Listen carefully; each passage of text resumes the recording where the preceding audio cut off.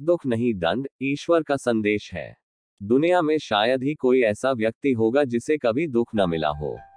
हर किसी की जिंदगी में कोई न कोई दुखद अनुभव जरूर होता है। लेकिन क्या आपने कभी सोचा है कि दुख आता क्यों है? क्या ये हमारे कर्मों का फल है या फिर कोई सजा? इस लेख में हम जानेंगे कि दुख वास्तव में क्या है, ये क्यों आता है, और इसका हमारे जीवन में क्या उद्देश्य है। हम इसे एक नई दृष्टि से समझेंगे कि दुख दरअसल ईश्वर का प्रसाद है, न कि कोई सजा। सृष्टि की शुरुआत और जीव का प्रश्न। जब परमात्मा ब्रह्मांड की रचना कर रहे थे, उन्होंने अपनी रचना के एक अंश जीव से कहा, हे प्रिय, अब तुम्हें पृथ्वी पर जाना होगा। मैं सृष्टि का विस्तार करने जा रहा हूँ। ये सुनकर जीव बहुत दुखी हो गया। उसकी आंखों से आंसू बहने लगे। उसने करुण स्वर में कहा, प्रभु, क्या ऐसा कोई उपाय नहीं है जिससे मैं फिर से आपके पास लौट सकूं? मैं आपसे जुदा नहीं रहना चाहता। ईश्वर मुस्कुराए।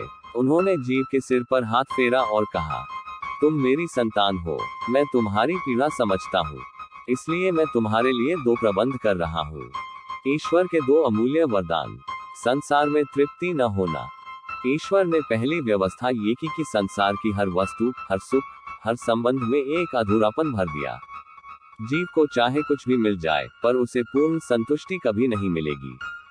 भगवान बोले, हे प्रिय जीव, चाहे तुम कितना भी धन, वैभव, प्रेम या सुख प्राप्त कर लो, तुम तब तक संतुष्ट नहीं हो पाओगे जब तक मेरे पास वापस नहीं आ जाओगे।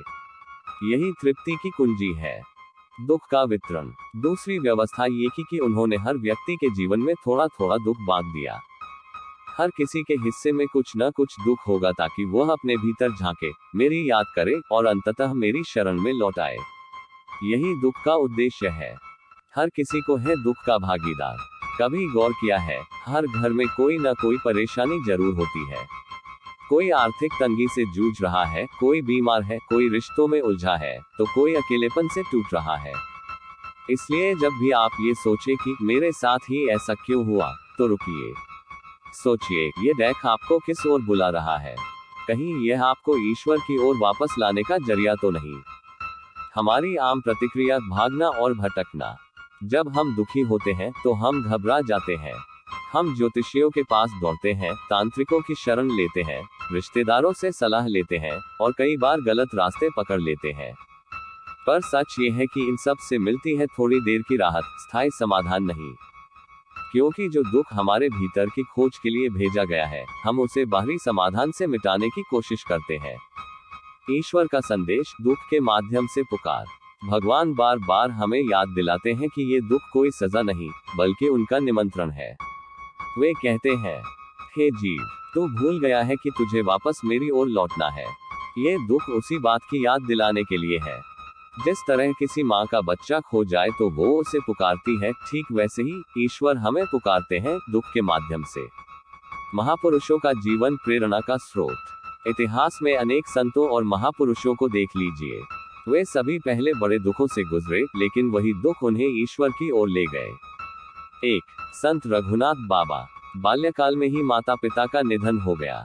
भूखे प्यासे दिन बिताए, पर इसी पीड़ा ने उन्हें प्रभु की शरण में धकेला, और वही बालक आगे चलकर महान संत बना। 2 मीराबाई। राजघराने में जन्मी, पर विवाह के बाद दुखों का पहाड़ टूट पड़ा। पर मीरा ने कृष्ण को ही अपना पति मान लिया और भक्ति की मिसाल बन गई।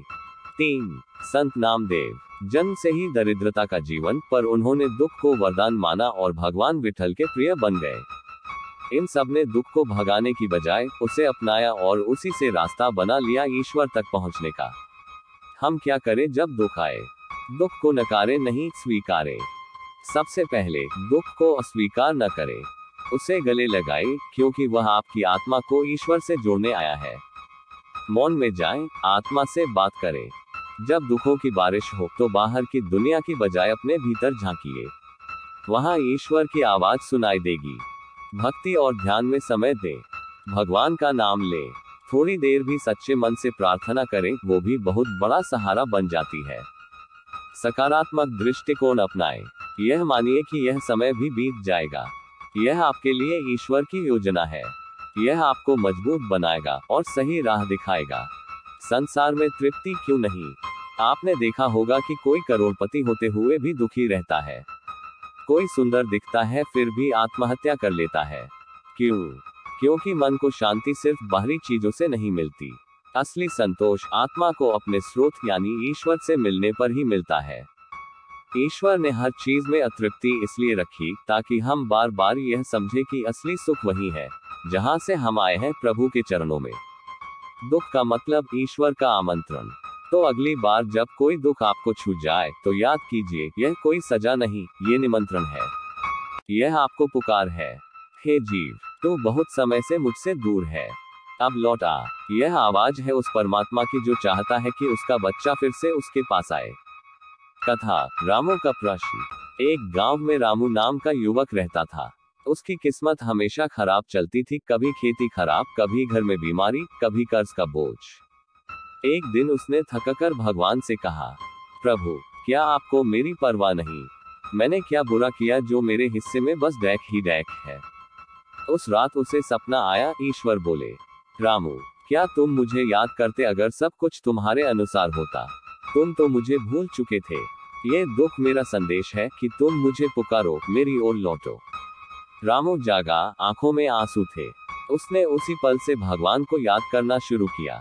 धीरे धीरे उसकी समस्याएं हल हुई, पर सबसे बड़ी बात, उसके मन को शांति मिल गई। ईश्वर हमें कभी सजा नहीं देते, वे केवल हमें मार्ग दिखाते हैं और दुख उसी मार्ग की एक निशानी है। ये हमें रुकने, सोचने और लौटने का मौका देता है। दुख को ईश्वर का प्रसाद मानिए और जीवन के हर पल में प्रभु को याद करते हुए आगे बढ़िए। जब भी टूटने लगो खुद से कहो, ये दुख नहीं, मेरा प्रभु मुझे याद कर रहा है।